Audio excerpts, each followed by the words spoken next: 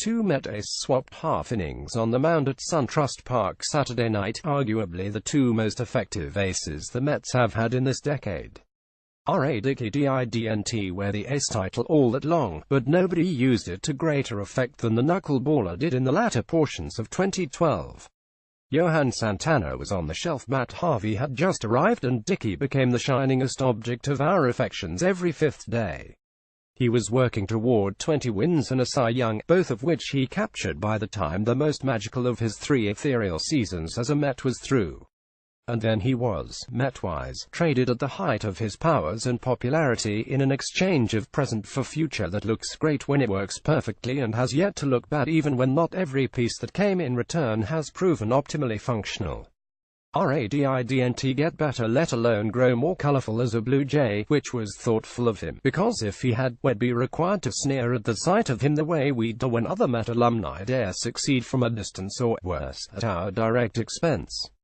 When he signed with the Braves, Dickey could have entered nuisance territory, but New York and Atlanta have avoided reigniting their ancient rivalry. I'd reckon if a Mets fan had to grudgingly allow any ex-Met to prevail over the current Mets give or take a Bartolo Colon, it would be R.A. Dickey. That is, unless Dickey had the ill-timed fortune of facing Jacob deGrom, once considered an ace among aces, now indisputably the only ace in town. Jacob's in his fourth season, and has rarely been any less than the second-best pitcher the Mets are packing. This year he's been the best from start to almost finish. Rumors to the contrary. There is no Noah Syndergaard, he who is ours because Dickey was sent to Canada on the active roster. Harvey wears a jersey with his last name on the back, but is otherwise unrecognizable from his brightest Dark Knight days. Nobody else answering to the description of ace actual potential lurks within what can be referred to loosely as the Mets rotation. No Steven Matz. No Zach Wheeler. No, it's just Jacob deGrom, and on Saturday night, it was Jacob deGrom going for his 15th win. Sorry, R.A. heart necessarily belonged to Jake. As did the bowl game, an easy win for the pitcher who came to the Mets with little fanfare and delivered big results. That description would apply to R.A. in his time, too, but that time was a while ago. There's a little contemporary for Mets fans to get jazzed for. We had to be jazzed for Jacob going 7, giving up only 1 run and cruising to a 73 victory.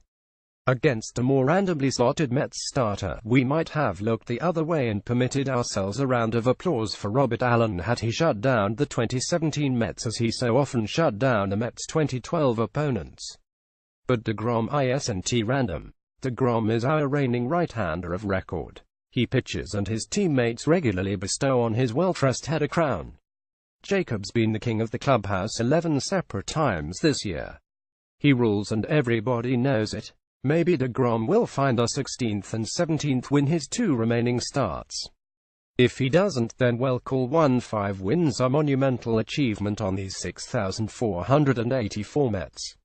On these Mets, 15 wins might as well be the 20 Dickey racked up for the 2012 Mets, whose second half collapse spiraled into a 7,488 finish.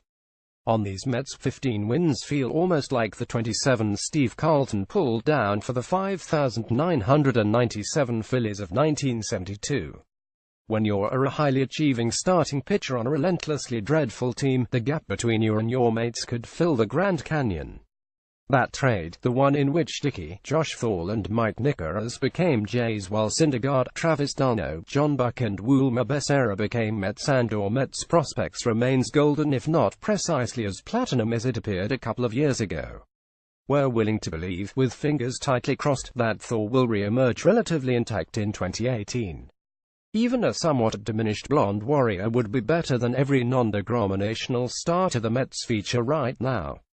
d'Arnaud struggles to maintain adequacy, but he's still here, can still claim half a regular role and continues to inspire the front office's confidence, at least in public. Buck became Dilson Herrera and Vic Black, which didn't turn into quite the secondary bounty as we giddily projected it would circa 2013, but Herrera became Jay Bruce, and Jay Bruce, en route to gulps of champagne in Cleveland, became Ryder Ryan, who threw some good innings for the Columbia Fireflies, which can be taken optimistically if you are inclined. I occasionally see Becerra's name in the prospect listings, so the full quantity of juice to be squeezed from the multifaceted December 2012 transaction is as yet unknown. Putting aside what we received in return for RA, the key to the trade never tarnishing may simply be that Dickie left. I didn't want him to leave. I doubt any Mets fan was happy with the concept of going Dickie-less so soon after he brought us joy and honors and a reason to cheer in an era when there was little that thrilled us on contact. But by expediting his au revoir, RA never had a chance to diminish before our eyes. There was little likelihood that he was gonna win another Cy Young or go to another All-Star game or win close to 20 games again. Hence, we would have watched Dickie succeed less than we had previously witnessed, and we would have regularly measured him against his highest standard, and he would have come up short, and we would have reflexively held it against him, whether benignly or with malice. In the first 10 years of Faith and Fear, we experienced 4 charismatic pitching aces that are close to the top of the capabilities: Pedro Martinez, Johan Santana, R.A. Dickey and Matt Harvey. Writing about each pitcher at his peak was my favorite part of blogging when they were on, just like rooting for them was my favorite part of being a Mets fan during the respective peaks. But with Pedro, Johan and Matt, there came a downside. There was injury, there was age, there was inevitable disappointment, and, ultimately, writing about them became an exercise in then versus now, then always getting the W, now taking, at best, a tough no decision. Just the other day I framed Harvey's latest start in the context. It's almost impossible not to when you see a pitcher you saw be a wholly different pitcher. I prefer to think of Pedro Martinez in 2005, Johan Santana in 2008, Matt Harvey in 2013. When Pedro can get through 5 innings in 2008, Johan returns to the DL in 2012 and Harvey is lost in 2017, you can't ignore it. Syndergaard carved his name among these pitching gods in 2016. We can only hope the signature won't grow faint. For R.A. Dickey, New York Mets ace, it will always be 2012, just like it ought to be. For Jacob deGrom, New York Mets ace, it's generally start after start and year after year of excellence.